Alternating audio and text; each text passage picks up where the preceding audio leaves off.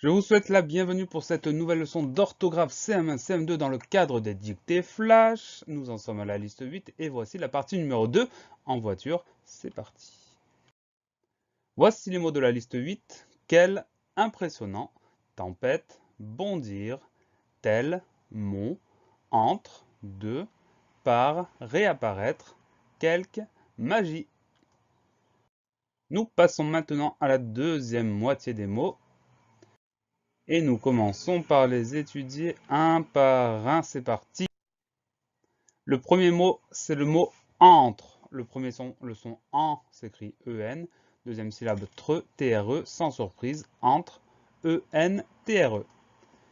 Le mot entre, c'est une préposition. Il ne s'agit pas du verbe entrer, sinon on aurait eu l'infinitif, c'est-à-dire entrer. Donc là, c'est bien la préposition dont il s'agit. Voilà pour le mot entre, en, tre. Le mot suivant, c'est le mot de. Alors attention, il a des homophones, il ne s'agit pas de la préposition de, mais il s'agit de l'adjectif numéral deux, ça veut dire du nombre de. Alors ce mot-là, le son E s'écrit EU, on a une lettre finale muette, c'est la lettre X, lettre finale qu'on retrouve dans deuxième, donc ça permet de s'en souvenir, mais c'est un mot qu'on rencontre tellement souvent à l'école que généralement, ça ne pose pas trop de problèmes. De D-E-U-X. Ce que je vous ai expliqué il y a un instant, c'est que de, c'est un adjectif numéral, c'est-à-dire un déterminant numéral. C'est un mot qu'on peut placer devant un nom. Par exemple, deux chats, deux chaises, deux stylos, etc., etc. Voilà pour le mot de, D-E-U-X. Le mot suivant, c'est le mot par. Il a des homophones. Il ne s'agit pas de la part de gâteau, mais il s'agit du petit mot, du mot outil par, P-A-R. Il n'y a pas de piège, il n'y a pas de lettre muette, c'est tout simple, par P-A-R. Et ce petit mot outil, c'est une préposition, donc un mot très courant, généralement qui ne pose pas de problème non plus. Voilà pour le mot par, P-A-R. Le mot d'après, c'est le mot réapparaître. Alors c'est un mot qui vient de apparaître, apparaître qui vient de paraître, donc on retrouve ces racines-là dans ce mot-là. Première syllabe ré, R-E accent aigu. Ensuite, on a le verbe apparaître.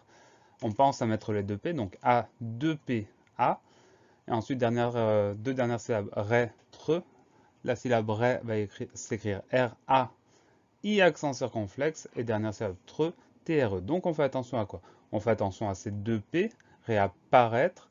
Et on fait attention à ce son E qui s'écrit A, I accent circonflexe.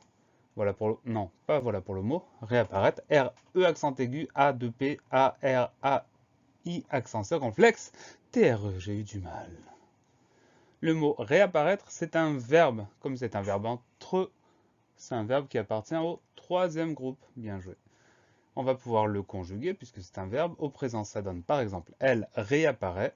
Tandis qu'au passé composé, ça donne par exemple vous avez réapparu. Cette version au passé composé nous donne le participe passé de ce verbe réapparu avec un U à la fin. Voilà pour le mot réapparaître. R, E accent aigu, A, 2P, A, R, A, I accent circonflexe, TRE.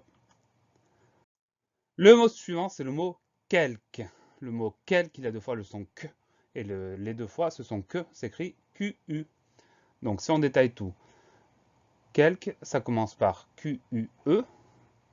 L-Q-U-E. Ça veut dire que le son est de quelque, il va s'écrire avec un E tout simple parce que ce E est suivi de deux consonnes, le L et le Q. Donc pas besoin d'ajouter d'accent, on a le son est automatiquement. Quelque, Q-U-E, L, Q-U-E.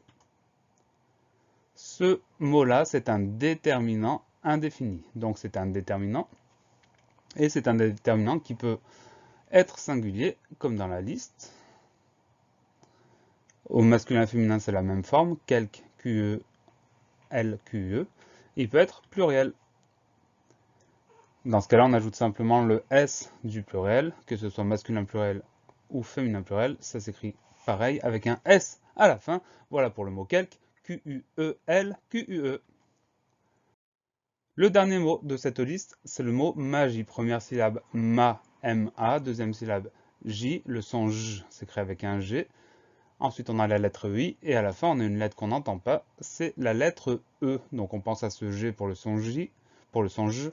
et à ce E à la fin qu'on n'entend pas. Magie, M-A-G-I-E. Le mot magie, c'est un nom féminin, on va donc dire la magie ou bien une magie. Et pour le mettre au pluriel, on va ajouter le S du pluriel des magies avec un S à la fin. Voilà pour le mot magie, M-A-G-I-E. Pour cette leçon, pensez à réviser, pensez à vous entraîner et à bientôt sur la classe plus.